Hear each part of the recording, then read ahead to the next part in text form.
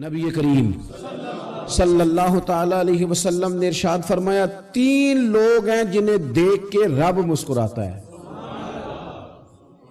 یا رسول اللہ صلی اللہ علیہ وسلم وہ کون کون سے؟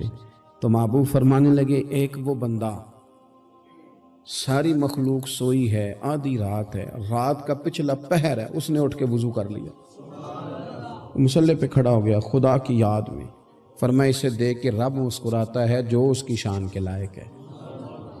مسکراتا ہے اللہ، یہ تو سونے کا ٹائم تھا، یہ تو گہری نیند آنے کا وقت تھا، رات کا پچھلا پہر، رات پوے تے بے درداں نو نیند پیاری آوے تے درد منداں نو یاد سجن دی ستیاں وی آن جگاوے، اور ساون کی کالی راتوں میں جب بوندا باندی ہوتی ہے وہ راتوں کو اٹھ اٹھ روتے ہیں جب خلقت ساری سوتی ہے، اللہ مسکراتا ہے۔ اور سننا میرے بھائی، میرے نبی پاک صلی اللہ تعالی علیہ وسلم فرماتے ہیں جب مسلمان نماز کے لیے صفیں بناتے ہیں نا، ترتیب لگ رہی ہوتی ہے، اب اللہ کی بارگاہ میں کھڑے ہوں گے، قیام کریں گے، رکوع کریں گے، سجود کریں گے، فرمایا جب مومن صفیں بناتے ہیں تو رب دیکھ کے مسکراتا ہے،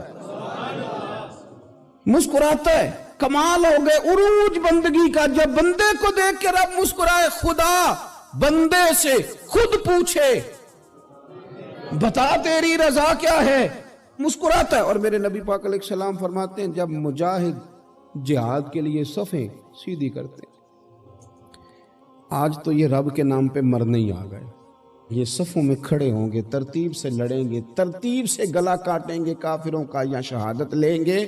فرمایا جب جہاد کے لوگ صفیں بناتے ہیں تو رب انہیں دیکھ کے مسکراتا ہے۔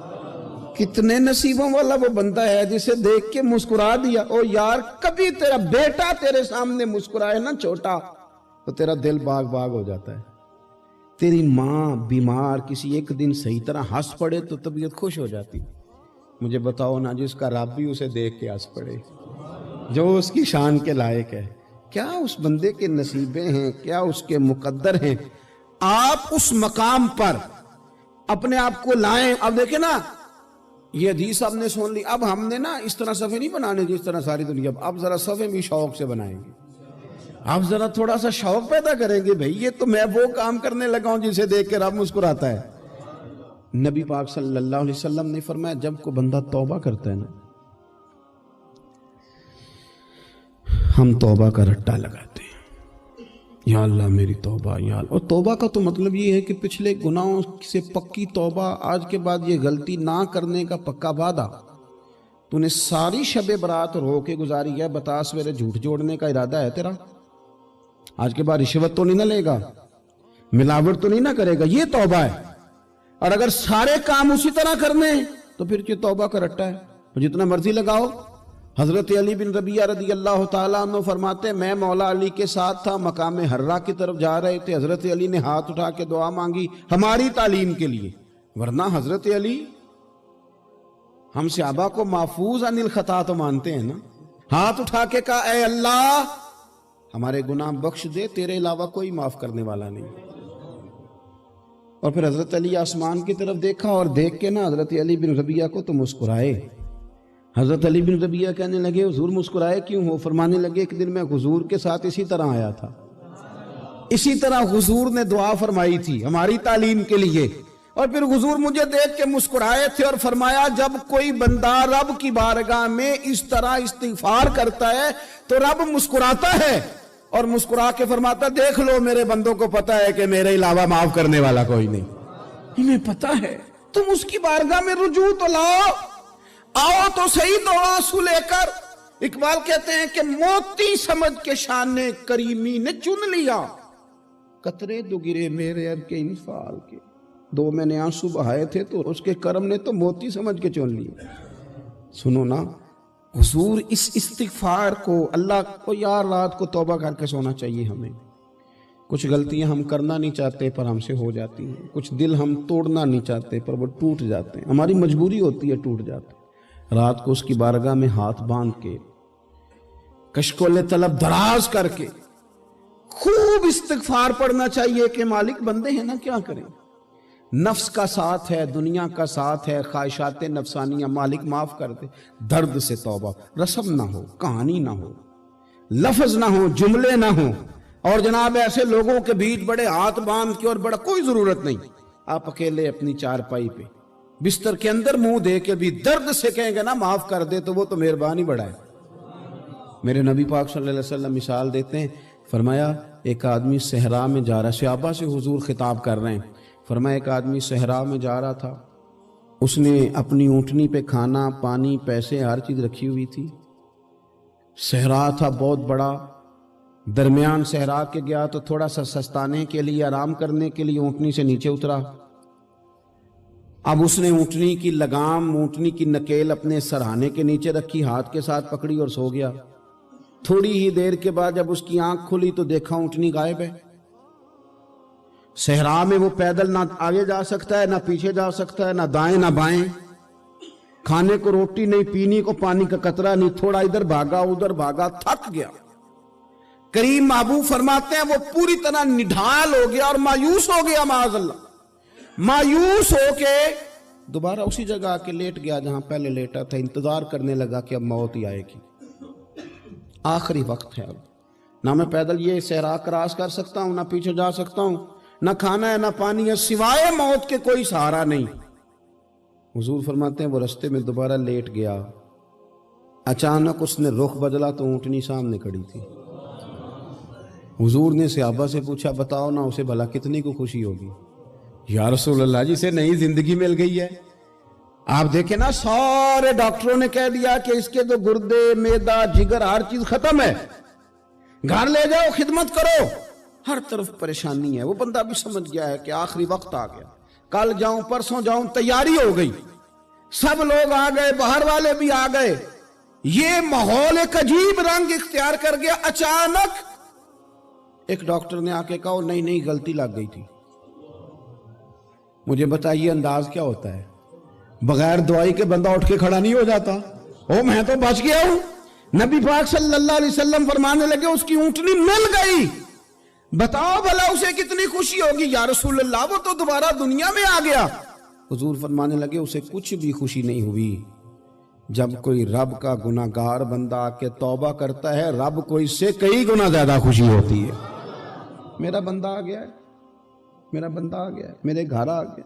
اس نے آنسو بہائے ہیں، اس نے کہا اللہ میں تیرا ہی ہوں، تیرا ہی رزق کھاتا ہوں، تیری ہی زمین پہ رہتا ہوں، تیرے نام سے میری سانسیں چلتی ہیں۔ وہ آ گیا۔ فرمایا اس اونٹنی والے سے زیادہ رب کو خوشی ہوتی ہے جب گناہگار آ کے توبہ کرتے۔ گناہگاروں کے آنسو اس کی بارگاہ میں بڑے مقبول ہیں، لیکن ہم رسم ادا کرتے ہیں، توبہ نہیں کرتے۔ ہم اپنے آپ کے ساتھ دھوکہ کرتے ہیں، جھوٹ بولتے ہیں۔ ہم بندہ کوئی ناراض ہو جائے تو ہمیں کو نہیں نیند آتی، اس کے گھر چلے جاتے ہیں۔ ہم اپنے سارے رشتوں کو تعلقات کو مینٹین کر کے رکھنے کے عادی ہیں۔ ہمیں پتہ ہے کہ وہاں میں نہیں جا سکا تو بیٹا بھیجتا ہوں، فلاں شادی پہ میں نہیں جا سکا تو بھتیجا بھیجتا ہوں، بھائی بھیجتا ہوں، ہر تعلق کا ہم نے خیال رکھا کوئی روٹھ نہ جائے۔ لیکن کمال ہے نا، یہ نہیں سوچا کہ اگر رب روٹھ گیا تو جب وہ روٹھ جائے نا تو سارے رشتے بھی بندے کے پاس موجود ہوں تو کوئی کارآمد نہیں ہوتا، پھر کروڑوں روپیہ جیب میں ہوں تو ڈاکٹروں کی دوائیاں اثر نہیں کرتی۔ وہ روٹھ جائے تو پھر انسان اس طرح سے پھسلتا ہے کہ بڑے بڑے اس کے پاس دروازے ہوتے ہیں پر کسی جگہ اس کا ہاتھ نہیں لگتا۔ خدا را سنو، نبی پاک صلی اللہ علیہ وسلم کے پاس مہمان آ گیا، بخاری مسلم ہے، حضور نے ازواج مطہرات کے گھروں میں پیغام بھیجا کچھ چیز ہے ضیافت کے لیے؟ یا رسول اللہ کچھ بھی نہیں، یہ دو جہاں کے شاہ ہیں اور پاس کچھ رکھتے نہیں، دو جہاں کی نعمتیں ہیں ان کے خالی ہاتھ میں۔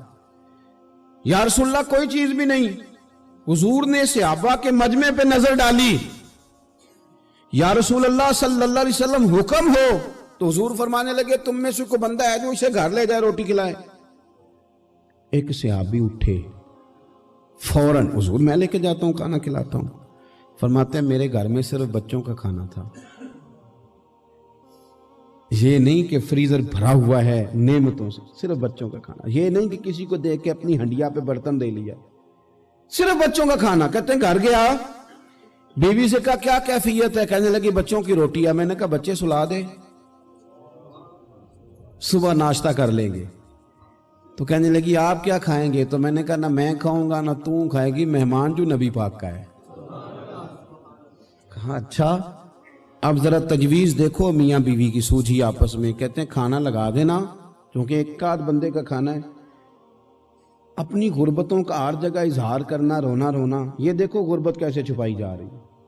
اس کو کہا نہیں کہ چل تو تھوڑا رحم کھا, تو آیا ہے تو تھوڑا رحم کھا, یہ نہیں کہا اٹھ کے نا تو کھانا رکھنا اور اٹھ کے نا چراغ ٹھیک کرنے کے بہانے بجھا دینا. ہم دنیا والوں کے سامنے کیوں اپنے دکھ بیان کریں؟ ہم جو کہیں گے رب رسول کی بارگاہ میں کہیں گے. تو نا چراغ ٹھیک کرنے کے بہانے, اہلیہ اٹھی کھانا دینے کے بعد چراغ ٹھیک کرنے کے بہانے بجھا دیا. خامد بھی ہاتھ چلاتے رہے, بیوی کبھی برتن رکھتی کبھی اٹھاتی, پتہ چلے کہ کھانا کھا رہے ہیں, کھانا کھایا جا رہا ہے. کہتے ہیں مہمان پیٹ بھر کے کھانا کھا گیا. یہ کام ہوا رات کے اندھیرے میں, اس وقت ہوا جب چراغ بھی بند تھا, اس وقت ہوا جب کوئی دیکھنے والا نہیں تھا, کسی پڑوسی کو بھی خبر نہیں تھی. فرماتے ہیں صبح کے اجالے میں اس مہمان کو لے کے مسجد نبوی میں نے قدم رکھا تو نبی کریم نے فرمایا رات جو تم نے کام کیا ہے نا اسے دیکھ کے میرا رب بڑا مسکرایا ہے, اللہ بڑا مسکرایا ہے. اللہ تر دامنی پہ شیخ ہماری نہ جائیے, ہم دامن نہ چھوڑ دیں تو فرشتے وضو کریں. یہ شان ہے صحابہ کی. نبی کریم علیہ السلام نے فرمایا رب رات مسکرایا تیرا یہ انداز دیکھ کے, اور اس نے قرآن نازل کیا وَيُكْسِرُونَ عَلَىٰ أَنفُسِهِمْ وَلَوْ كَانَ بِهِمْ خَصَاصَةٌ. کچھ لوگ وہ ہیں جنہیں بڑی بھی ضرورت ہو تو دوسروں پر اثار کر دیتے ہیں.